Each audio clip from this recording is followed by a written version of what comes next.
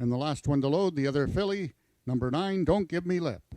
In the second race for maiden 2-year-olds, acting up in the gate, number 2 horse, Lethal Traces. They're at the post. And they're off. Out in the center of the track is VF Exact Return. On the outside is Bricks and Mortar, and between horses now is Acting Obsessed along the fence. It's Lethal Traces along the rail with VF Exact Return. Lethal Traces wins it. VF Exact Return was second, Leaving You Shoes third, and Shifting Tides completes the Superfecta. Race 2 unofficial, 2-5-6-7.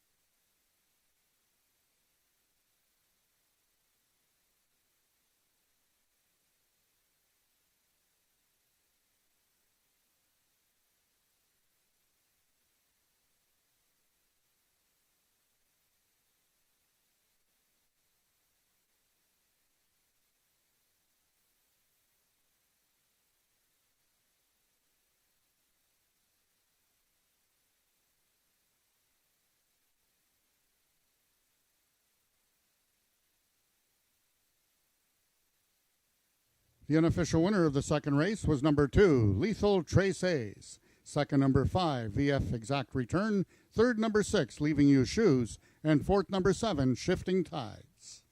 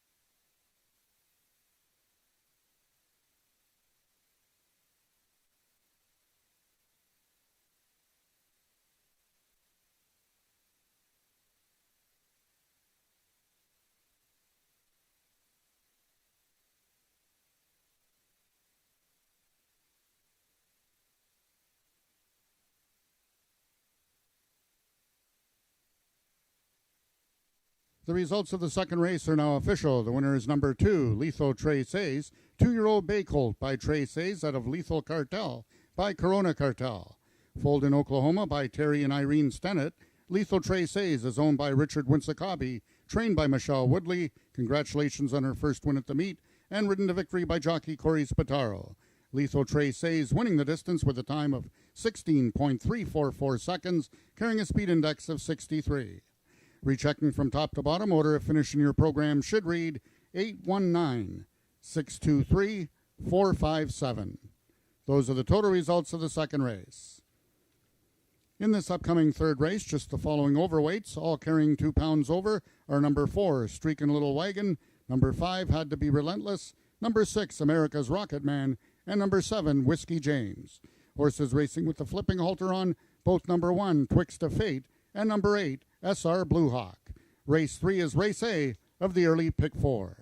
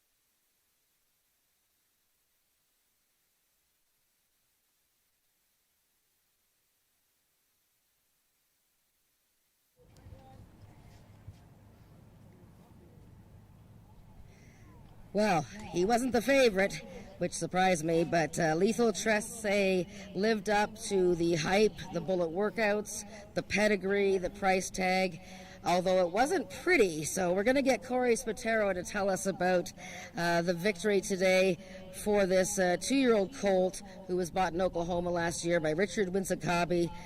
He is trained by Michelle Woodley, and her partner John McInerney brought him over today, and he scored a narrow victory at 2-1. Nice horse, nice looking horse.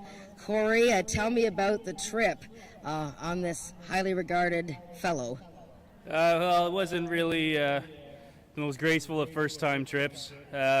He got a little antsy in the gate, and we didn't have the best of breaks. Actually, I think we were last out of there, and coming out with a couple other ones, we kind of got hit a couple times coming out of there, and he spotted the leaders at least 2 lengths ahead of him, and he just took a hold of the bridle and just sailed just to get up there in time.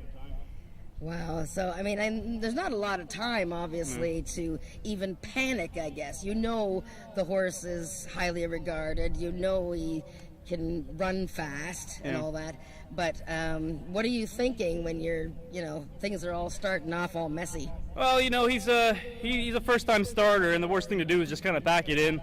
You don't want to teach them to quit, so, I just kind of kept on getting after him and trying to teach him. We got to get there. And even McInerney there, thanked me for not quitting on him. And they have all the faith in the world in this horse. It was an ugly first-time start, but hopefully, we got that one out of the way with, and he'll just get better. Good experience.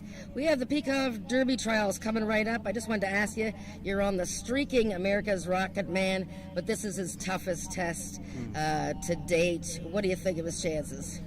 He's always a very consistent horse. He'll do what he can do to the best of his ability. It is probably one of the toughest derbies I've ever competed in here. I love the horse. I think he'll always show up if he can compete with this caliber of horses.